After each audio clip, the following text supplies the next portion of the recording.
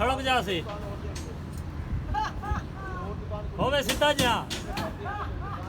Easy खैर है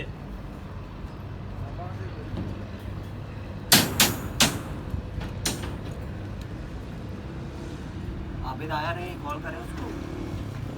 बता दे आना है नहीं छत मारने लगा चलो सुबह छत भराओ यार सही साहब मान के ना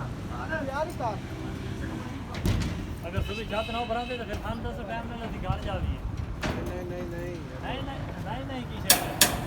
तो एक दो गसे मार यार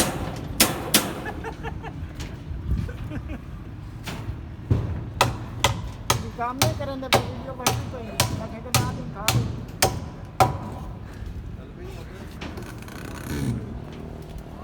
और अब काम वाली ने रोटी छोड़ खा लो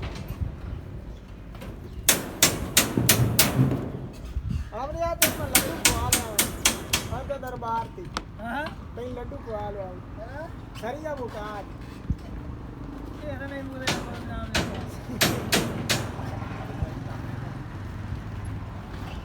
नहीं आपके पास ठोक के कोई कुछ आपका वेट हो रहा है। अब भाई आवाज आ रही है।